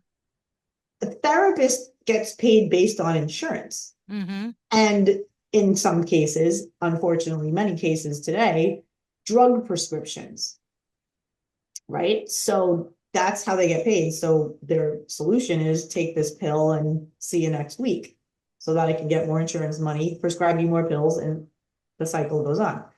Whereas, and not to say that all therapists are this, many are not. And it's very, I think it's more difficult now to find one who isn't that. Yeah. But you can. Um, Coaching, on the other hand, is not insurance based. It's based on outcomes. Mm-hmm. You have to Yeah. be really good at delivering an outcome so Right. that that person For that can person to their continue to and have their circle of people say, you seem referrals. different. Yeah. You seem different. Like you were all like jacked out and depressed a couple of months ago. You had that bad breakup. Like, what did you do? Mm-hmm. Oh, I hired a love coach. Girl, this thing rocked my life. I learned about inner child work. I did these things that I did in therapy, but like times 100. Yeah. And this and that. And then three of their friends. Hey, you coached with Lelena. I'm Maria. I want to coach with you. I saw your videos. I've been binge watching your YouTube. this is how it ends up happening for mostly for coaches. And then, yeah, some of them have, the budget and the in-depth marketing and all these things. And yes, anybody can, kind of have ads and things. But for the most part, it's people who went through that exact experience with a passion to teach other people how to go through that same experience Right, right. and hold space for them and make them validated. Like, girl, you're not crazy. Like, he cheated on you. Yeah. It's okay for you to want to take a sledgehammer to his car. Like, I get it. It's Fine. okay to want to run over him. It's perfectly Okay. normal. Can't do it. Gotta think, right? Inner little 9-year-old who's still pissed at her daddy for cheating on her mom wants to kill him. But you gotta rein her in. You gotta give her some coloring books. You gotta hug her. Gotta like get her anger handled. And then we can talk this through from your adult self Right. and come out with constructive ways of how you're going to deal with moving forward. That's it. What is your opinion on people that have multiple marriages, right? Like I know a couple of people, good friends Like that at the even same time. no, like they're on their third, fourth marriage. Okay. What does that say about them and what they're not addressing with their inner child and healing? Yeah. Well, interestingly, every time there are people who are just marriage people, right? They want to be in that relationship with a structure. So Mm-hmm. there's that part of it, right? Um, and who they were in their 20s changes, and then they divorce, and then in their 30s, they might get married again. And then that one's like, ooh, that was a hot mess. That only lasted a year. Oh my God, what did I do? And then they get out of that, and then they're single for a while. And then 40s, they get married again. Maybe they'll have a kid with this person, right? So they're growing in each marriage, but they're not addressing the underneath stuff that keeps reappearing in each marriage. Do you think that it differentiates between a female and a male when that happens? So I feel like men are more likely to marry multiple times Than than women. women, right? Yeah. And a lot of it is because of how men are so simple. And the second they connect with a woman who's more nurturing, they'll be like, yay, caretaker, especially if they have that underneath of maybe issues with mother, wanting that nurturing feminine woman. And they tend to attract that feminine love bombing type of woman. But once she gets in there, It's over. dangerous, right? Yeah. Can you share any um client positive effects that you've had? Like is there any story that sticks out in your mind with somebody that you've worked with where it was like this drastic change that they did by seeing you? Oh, yeah. I mean, that's typically what the whole journey is like with me. Because people, they come to me and within like 3 to 6 months, they like massively change their life. And it's simply because their mindset changes, their identity changes, the way they regard themselves changes. So I would say like there was this woman who super type A, go get it girl, had a business, still has her business. And the only aspect of her life, she was in her early 30s, was the love life. Mm-hmm. And it was always a challenge for her. And she was a tomboy, right? She was very, played softball, like did the whole thing. But wanted to get into her feminine energy. And we got to the root of what's up with the whole tomboy thing. Like, what is that? Wearing baseball hats all the time, like what's up? Was she And gay? and no, we got to the root of it. She was the only daughter, two brothers, and the father and the Okay. mother That's passed. understandable. Oh, so she was raised with the boys. Yes. So when she was going through her grief with her mom Her mom passing, passing. she coped by being one of the guys. Sure. Understandable. And she suppressed that girly, womanly nurturing that she missed her mom. Oh, so sad. Super sad. Yeah. But she did go to therapy, but it was more grief it wasn't the meaning of it. It Mm-hmm. was more like, this is how I dealt with my grief. So I still don't get what happened. Like, I'm okay that my mom passed. I mean, I miss her, of course, but like that was years and years ago. I moved on. I created a business. I like live great. But it's like, okay, let's get into the feeling of it. Let's get into here you are. Let's hang out with you at 14, right? I asked her, I go, what did you used to dress like when you were a little girl? Like when your mom was alive, when you were little, oh, I loved, I would wear dresses, I would play sports, but I was always, dressed with things that I was into. If I was into Disney character, I'd have a sweatshirt of the Disney character. It was Yeah. very that. I'm like, okay, so it sounds to me like something happened in your identity when your mom passed away. And she said, yeah, I know. Oh my God. She goes, I started to wear my brother's sweats, hoodies all the time. And I would take them and they would yell at me. And I started to wear baseball hats and I started to really get into sports more. And she really started recognizing that that feminine little girl that the mother would do her French braid and she would like, make her a little girl left. And it was painful to her to do herself up like that Yeah. because it made her miss her mom. And I said, so as adult, do you find that you don't really care about shopping? She's like, right. Yeah. I go, yeah. And you don't really like if your hair is, long, it's like you get it cut, but it's not like a thing. Like you don't really care. Yeah.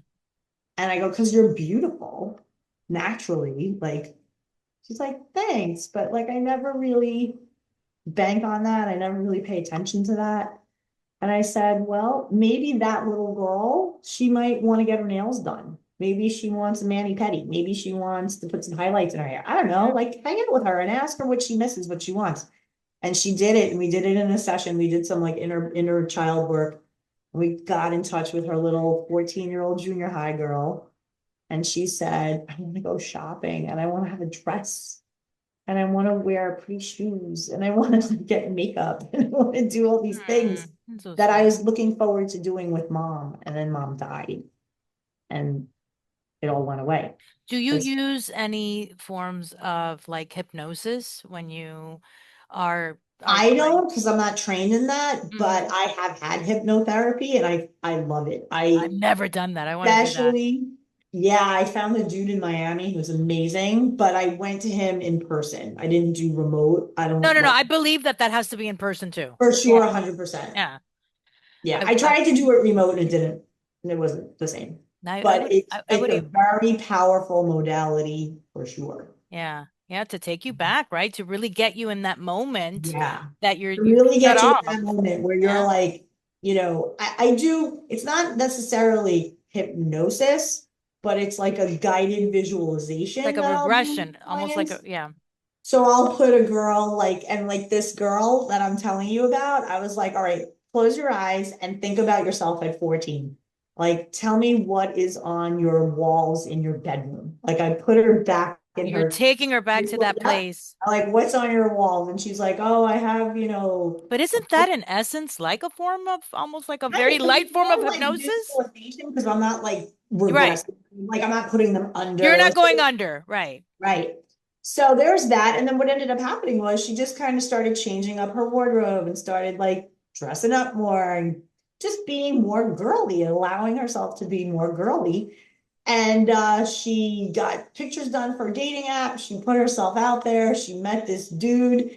They got together, fell in love.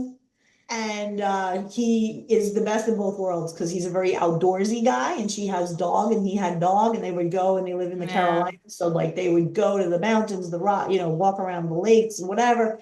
So she was able to be both. She's like, I could be tomboy with him and then I Yeah. go shower up, get dressed up, and he loves that too. Oh, So you met a man that was, and then they got married. And yeah, what I love too is because this is the good part of social media and like coaching is like I stay in touch with everybody. So I yeah. see their lives Playing develop. out. Yeah, you can see it Like play out. one of my clients just had her second baby and she read in her vows to her husband About you? the thing that we worked on, and it was called The Man That God Has for Me. Oh, And she said to me, she sent me like a note online and she goes, "Hey Lisa, for my wedding vows, oh, I you were found and read the exercise that we worked on together, The Man That God Has for Me." And it was all the things that my husband was, and that she found it years later. Like she coached with me, and then like a year later met her husband, and then a year after that got married. So this little note was in an old journal that she had that we worked on, and she found it. So it's And true she what they said, say that then? one, Write down the list of everything you're looking for. yes. She goes, that's I'm why I, doing that tonight, Lisa. right. She's like, that's why I have to read it at my wedding day, because like everything on this list was for real what my husband The is. universe gives you what you are For asking sure, all the for. time. And this woman, oh my gosh, I see her getting pregnant. I'm like, oh my God, you're pregnant. She's like, this is great. And then her Instagram is she's having a baby, and then the Yeah. next baby. And you see it all play out. I'm like, oh my gosh, I coached this girl in like 2019, and like look at her life now. It's great. How long does it take like when you coach somebody? How long what's like the average that you would say it takes? 3 months, 6 months, a year? I always like to bank on like a 90-day journey. Something about that. There's a beginning, a middle, and an end. There's like, for transformation to happen. Yeah. But I mean, I've saved a marriage in 90 minutes. So anything can happen. Everybody's different. It's on a case by Everybody's case different. basis. Yeah. And this guy was like, girl, I will happily pay you 10 grand because if I was to divorce this woman, it would have been It's gonna cost me a it fortune. would have been $3 million house liquidated, like the whole mess. So I was like, well, I mean, I wouldn't have come at them that way, like the way we did in our session, 90 minutes, if I didn't believe that I can help them. Like I Yeah. totally knew I can help them. But there are people that, within 2 sessions, they realize that the marriage can't be saved. It shouldn't be saved. There's abuse here. It's just not healthy. Mm-hmm. Um, or there's still love there, but it's not that love, that really fire passion. Like you still want to Yeah. hang Like with this person. It's you like, become buddies. You're buddies now. right. Yeah. So then it becomes this, more of like dealing with the beliefs of that, the shame of that, and helping them work through that, right? Because a lot of people feel that they'll be judged by the family. What's wrong with you? You're in love. You guys love each other. You have beautiful kids, a beautiful house. What's wrong with you? Right? You get that. And it Yeah. prevents people from moving forward in their life because they're the peanut galleries over here judging them. So it's like, okay, soften this by saying, we're still parents of these beautiful children. Right. We're always connected. Our family is just changing form. We're still a family, right? Right, like, And that's why it's so important to go to somebody that's not a friend or a family member because there's not that personal judgment that comes, right? It's you don't know me, you don't know who we are. Here's a story, here's what we're feeling, this is what's happening.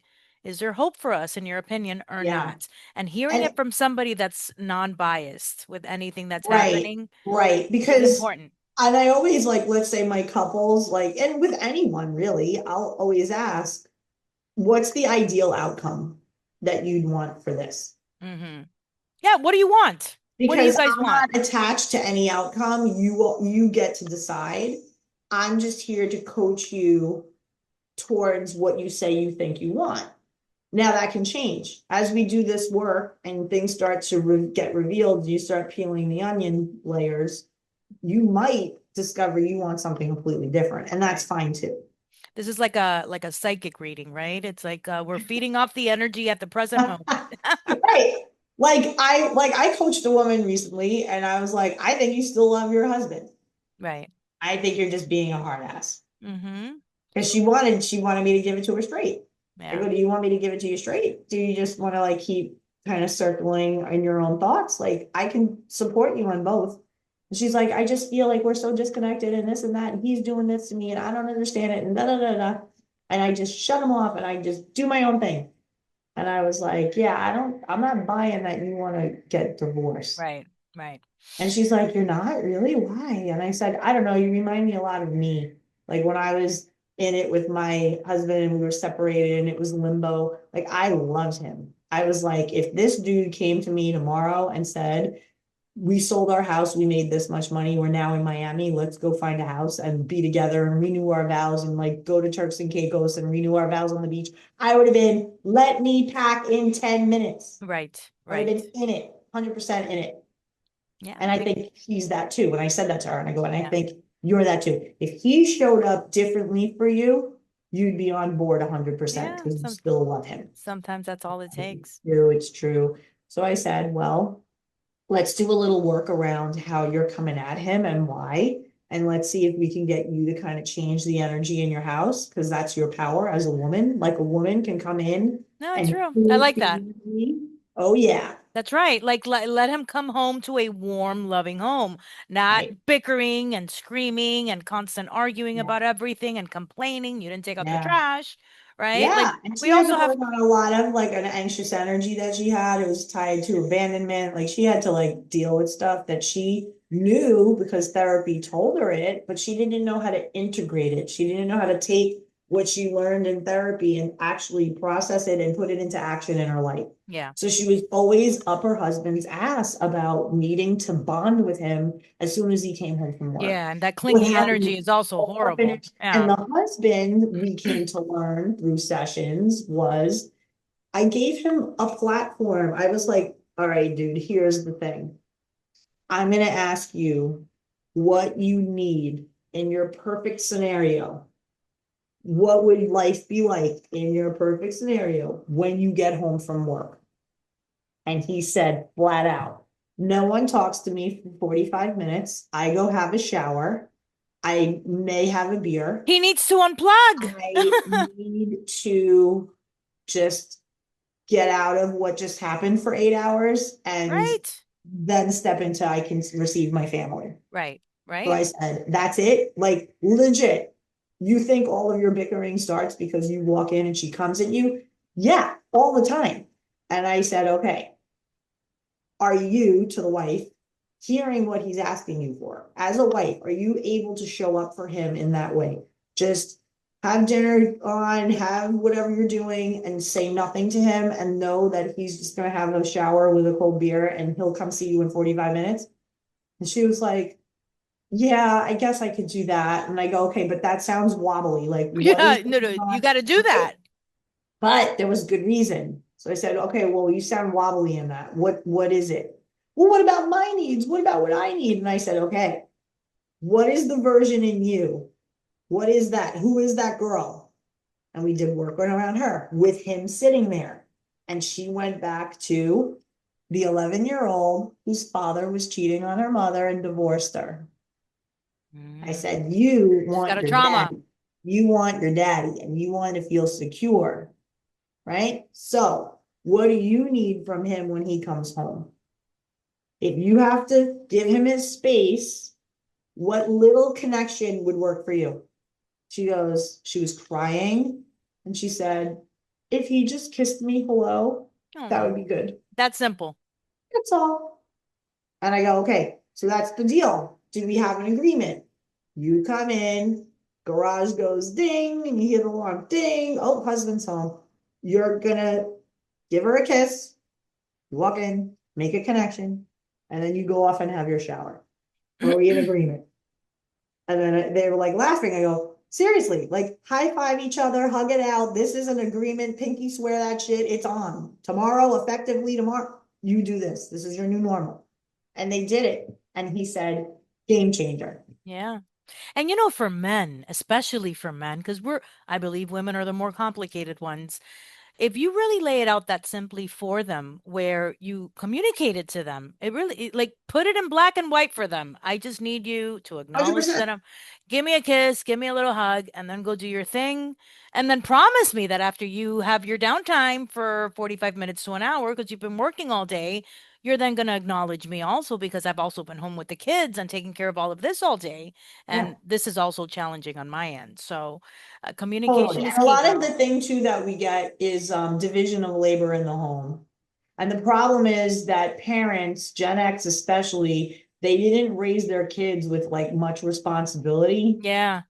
And Yeah. so you have a lot of like very entitled freeloading kids Mm-hmm. that don't know what it is to take the garbage out, that doesn't know what it is to load a dishwasher, and like the parents are at each other because there's a lot to do. Yeah. And I I'm am like, I I'm am guilty. sorry. I am guilty of that. I Yeah, I'm really like, am. Yeah. listen, I have this other couple, and I said, wait, you mean to tell me you have a boy, you have two boys, 16 and 14?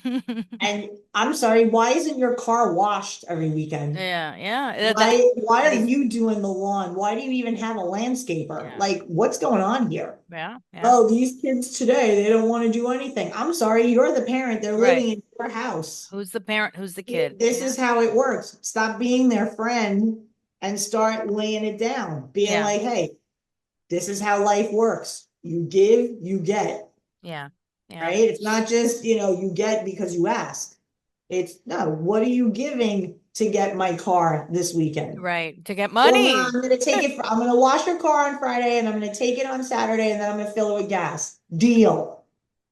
None of this shit of here, I just give you the keys to my car and then you Yeah. smack it up with no consequence. That is No, something. when Yeah. I borrowed my mother's car when I was what, 17, I washed it, I took it, I filled it with gas. She never, even if I only used a quarter of a tank, I filled it up. Oh, That's you're it. you're a better woman than me.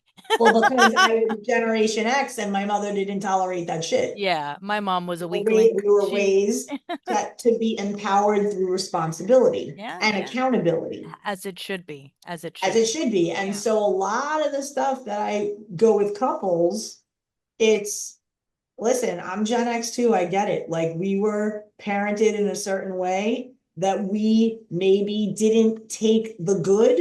We threw the baby out with the bathwater.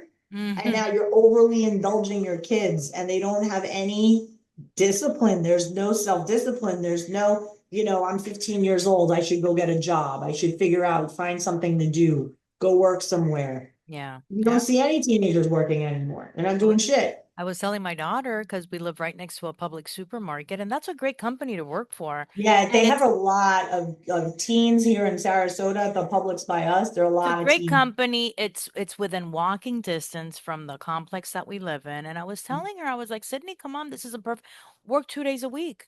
It's gonna give you money in your pocket where you can do whatever the hell you want with it, and it's gonna give you a level of responsibility so that you understand how the world works. Because you're gonna have a boss that you're gonna have to answer to, and you're gonna see what you like and what you don't like. Oh my Mhm. God, she had a heart attack. Heart attack that I was telling her that she had to go work. I'm like, I'm not telling you that you have to go work. I'm telling you that eventually you are going to go work. This is part of Mhm. life. What are you planning on doing? Leeching off of me for the rest of your life? It doesn't work Exactly. that way, sister. Exactly. But they think but if it does work that way, then that's what they know and that's what Yeah. they're gonna want. Yeah. But when you say, so I'm not paying for this anymore. Yeah. Yeah. What do you Well, mean? no more cell Well, phones, you're right? old enough. Look, your phone bill would be $114 a month. So figure out how you're gonna pay that yourself. Well, Yeah. how, yeah, and your little nails and the lashes and all your things, I'm not funding that anymore either. Yeah. Get tough, right? So Tough love. figure it out. Oh, I mean, Ma, yeah, well, that's how it is. That's how the That's world how it works, goes. girl. And then she starts to do it. And then it's like, huh, Ma, you know what? I found a phone plan that is Yeah, $80. because now she's paying for it. Right, Right. right. And Ma, did you Perspective know that? changes. Right. And Ma, did you know that so and so nails, like I'm not even getting nails anymore. I'm just going to do them myself. Ah, see? Different. Start making different choices. And then you say to her, I'm really proud of you. Like, look at you. You have your little phone bill. You never miss a payment. You have your beauty and all the things you do. You refigured that out. Good for you. Right. How much did you say you saved? Yeah, Ma, I saved like $1,000. Yeah. Well, I'll tell you what, you save another I'll 1,000, give you 1,000. I'll match you a Yeah. thousand. That's Go. exactly how you do it. Yeah, That's yeah, how you. yeah. Lisa, so with your coaching academy, and Love Quest programs that you have, you also offer a complimentary love life assessment, Uh-huh. right? To Yes. all of your potential clients Mhm. that are looking for some help and for some support. So, in closing of the of this episode with all this valuable information, can you share how people can reach you that are interested in getting this assessment to see Yes. how they can go to you? So Because, this could be a little uncomfortable. Like, hey, my I marriage know, like I always say rocks. to people online, like they'll see my comments and they'll be in social media, and I'm It is, like, but it could sometimes, be a little intimidating, right? yeah, well, not everybody wants to blab their business in a feed or in a comment section, right? Correct. So this love life assessment that I offer, it's confidential and it gives people the ability to answer a series of questions, Hmm. as much information as they want to share, and then I read it, I review it, and I provide an assessment, a full assessment. They could print this out, they could bring it to therapy with them, they could keep it, they could go to brunch on Sunday and share it with all their friends. Whatever they want, it's theirs, right? Okay. For free. And you can get it at lovequestcoaching.com. So when you Okay. get to lovequestcoaching.com, you're going to see a picture of me there, so you know it's really me. And then a button that says book a session with me or get your free love life assessment. You click Okay. that and you're off to the races of getting your free assessment.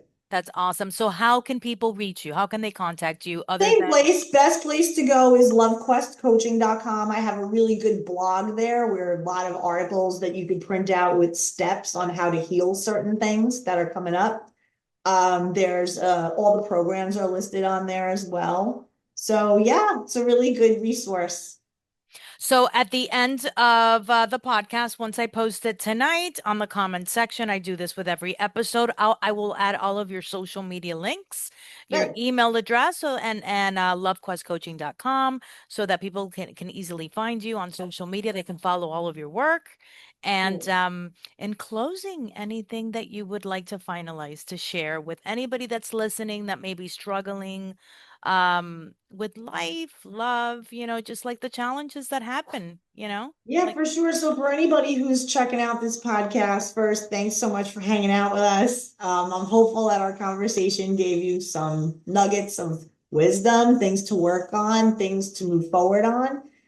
Just know that there are a lot of tools and a lot of solutions out there. And so you don't have to do everything by yourself, right? So I right, certainly don't. I have coaches, I have business coaches, I have coaches for all the different things that I want to accomplish in my life. right. And personal development is a way of you investing in yourself. And so if you struggle with self-love, the one tiny step you can take is committing to your own personal development. Yeah. And that will open up so much in your life. It did for me. Yeah. So I hope that helps. Same here, girlfriend. Same here. Well, Lisa, thanks again for taking the time to speak with me this afternoon. This has been very educational. It's been very eye-opening. You've confirmed a lot of what I'm working on personally on myself. I'm going in the right direction, so thank you for that. Good. I knew that I was attracted to you for a reason. But I hope and I can say this out loud. Anybody that's struggling with anything, sometimes you just need to pick up the phone and really talk to somebody in confidence that is neutral Right. in the decision, and that is and just really open up your heart and your mind into what they're sharing with you and apply it, because the answers that we are seeking we shall find, right? Like Yes, it's out yes. And there. always, always, as always, God is great, and completely put your faith that the universe, God is always having your back. Amen to that. Amen to that. But thanks again, Lisa. I hope Thank you have a you. great weekend. You too. Thank you. And I'm glad you're feeling better. oh yeah. Oh my God. Yeah, the COVID, right? Like now a cold is COVID. Everybody has COVID over and over again. Yeah. So I never got tested for COVID, but that's what everybody was saying. Yeah, It's the called testing the actually. razor sore, like razor throat or something. They were calling this version of COVID that's going around now here. But yeah. I Anyway, mean, pink Himalayan salt gargles every hour and, echinacea. it lasted 3 days and I'm alive. And So you're good. yeah. All right, Like, Doll. Well, I'm happy we connected, Monica, and I'm sure we'll be in touch more. oh, you better believe we're gonna stay in Good. touch. Yeah. And blessings to you and your daughter and your new adventures Thank in you. Orlando. Yeah, they were good decisions, good moves. The Good. universe, right? I asked, and the universe is definitely answering me and blessing me, and God is blessing both of us very, Great. very much. So, Amazing. yeah, Good. This is all good. yeah. Okay, girlfriend. Well, thank you so much. All Okay. right, honey. Okay. Bye. Well, bye.